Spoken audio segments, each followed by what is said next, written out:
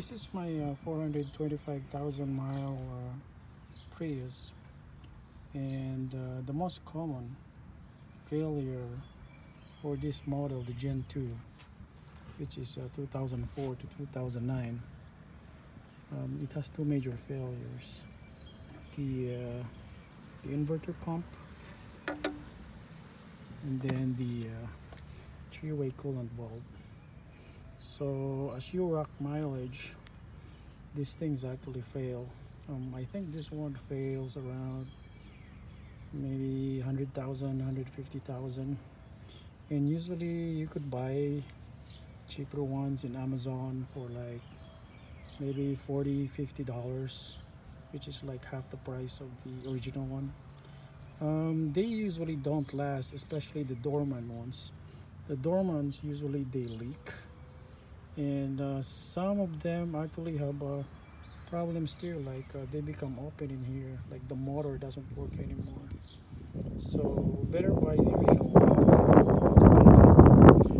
If you want to do it by yourself, this is very easy to do actually. So basically it's located in here, just down here, and then there are two bolts. This is actually a bolt here that connects to the frame of the body, that connects to the frame of the car, and then this one is a nut. So basically you have to remove this nut and this one and this bolt to get the bracket, and usually it's easier to do it down actually, like you take the part out from the bottom, not from the top. The reason for this is that the space here is tight. Even though you could move the inverter by removing this, it only moves not much unless you want to bend the bracket. So the thing with this is that there are two hoses, and then they're actually not bad to remove, but the lower ones are the ones that, this is the one that's really hard to take out. That's why it's better to access it from the bottom. And then for this one, this is the inverter pump. This one also fails. I think it fails at the same rate or at the same age as this one. And usually, sometimes this one doesn't throw a code. It will throw a code probably when you're driving, but yeah, it's better to replace this before it sets a code. The thing is, if you notice like no turbulence inside this one, like if you open this cup and then you don't notice any coolant moving, then your pump is busted.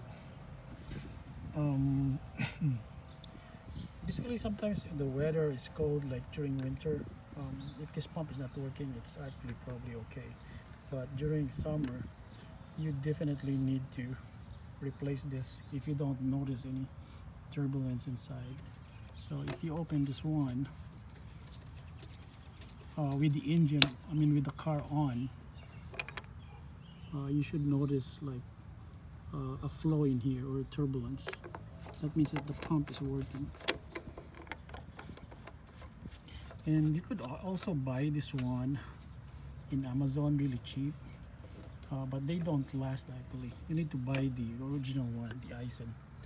And the problem with this, it's also easy to replace this one. It's easier to actually like take out the headlight, but you could actually readily access it by removing the cover here, and then it's just way over here. It's secured by 3 bolts actually. The reason why I use these 3 bolts is because this bracket, when you buy it, it comes with a bracket, and when basically most people would get this bracket, would install this along with the bracket. In my case, I don't, because you need to remove this one, the coolant valve, in order this bracket. So it's like placed like this. See, it's overlapped. So yeah, if you remove this, you're gonna have to remove that bolt again, which is like time consuming. So it's better off like leave the original bracket and then take out these three bolts in here, and it's fine because you're gonna be using the new bushing in there. I think these are like shock absorbers, and basically if you clamp the hose before you pull this out in this one, you don't even need to bleed it. It should like, once you turn the car on, it should pump the coolant from here, and you just like add additional coolant. If you want to bleed it to be safe,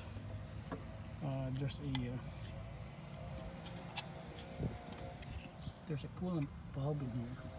You just basically loosen it, put a hose going into this one, and that should bleed the system. In my case, yeah, I usually don't do that, but it's up to you. So yep, I think this is the most common failure in high mileage Prius. It's very rare to have issues with the inverter, with the engine actually. Sometimes there are issues with the ABS accumulator, but those are very rare. I think one of the problems I have was also the relay.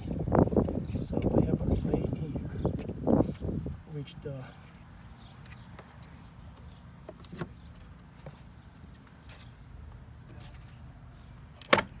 somehow the previous owner or mechanic that played with this moved this relay over here. So this relay is actually controlling the coolant heater storage, the pump.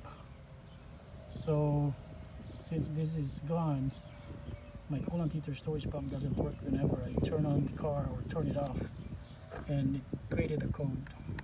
But normally the coolant heater storage pump doesn't actually fail. The motor actually lasts because it only runs like maybe 20-30 seconds. So I think that's it. I'm gonna keep on driving this car until I get new codes, but so far so good.